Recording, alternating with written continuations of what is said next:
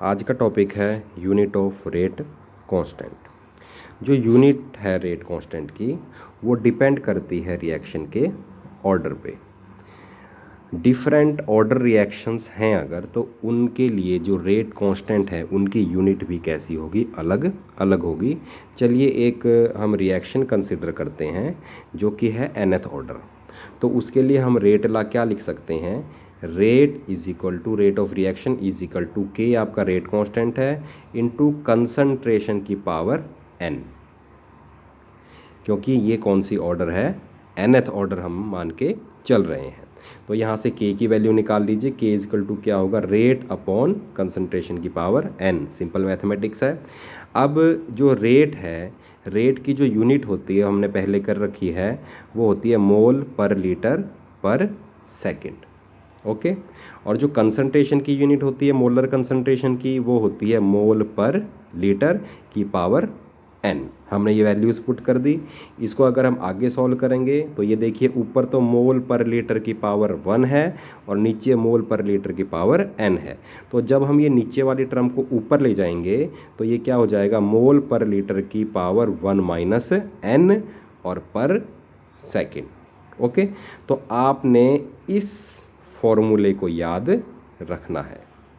यहाँ पर n क्या रिप्रेजेंट कर रहा है, n रिप्रेजेंट कर रहा है order of reaction, order of reaction. अब मान लीजिए आपने रेट कांस्टेंट की यूनिट निकालनी है जीरो ऑर्डर के लिए, तो n की वैल्यू आप कितनी पुट करते हैं, 1। तो जब आप n की वैल्यू 0 पुट करेंगे तो देखिए क्या आ जाएगा, k इज इक्वल टू मोल पर लीटर और 1 माइनस n की वैल्यू देखिए हमने कितनी पुट कर दी, 0 पर सेकेंड। तो यहाँ से जो k है, जो रेट कांस्टेंट है, उसकी यूनिट आ जाएगी मोल पर लीटर पर सेकेंड। ठीक है। तो ये बहुत ही इम्पोर्टेंट है यूनिट आपकी। कई बार एक नंबर का क्वेश्चन आ जाता है, मान लीजिए एक रिएक्शन दे रखी है आपको, कोई भी रिएक्शन, और उसका रेट कांस्टेंट की वैल्यू दे रखी है 2 इंटू 10⁻³ मोल पर लीटर और पर सेकेंड। तो आपको बताना है कि ये कौन से ऑर्डर की रिएक्शन है, इस रिएक्शन का ऑर्डर क्या है। तो आप रेट कांस्टेंट की यूनिट को देख लो। यूनिट क्या है, मोल पर लीटर पर सेकेंड।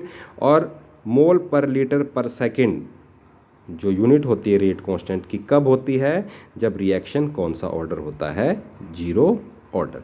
तो इस तरह का एक नंबर का क्वेश्चन आ जाता है। चलिए अब हम बात करते हैं, यदि रिएक्शन फर्स्ट ऑर्डर है तो n की वैल्यू आप कितनी पुट कर दें, 1 इस इक्वेशन में।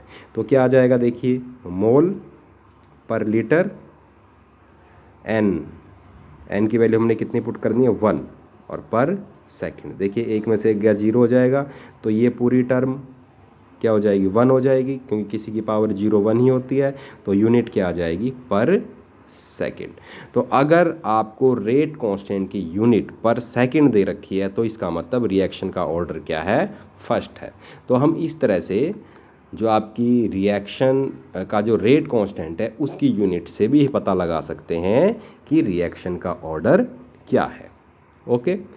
अब अगर आपके रिएक्टेंट्स और प्रोडक्ट्स गैस में हैं, गैसेस फॉर्म में हैं, तो हमें क्या करना है, केवल जो मोल पर लीटर है उसकी जगह एटमॉस्फेयर लग जाएगा। ठीक है। ये जो टर्म है कैसे देखो चेंज हो जाएगी, अगर हमारे पास रिएक्टेंट और प्रोडक्ट्स कैसे हैं, गैस फॉर्म में है।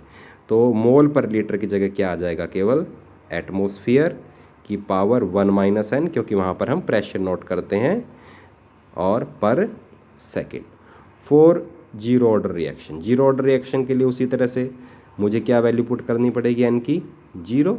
तो 0 पुट करो तो क्या आ जाएगा, यहाँ पर अगर मैं n की वैल्यू 0 पुट करूँगा तो ये आ जाएगा एटमॉस्फेयर पर सेकेंड।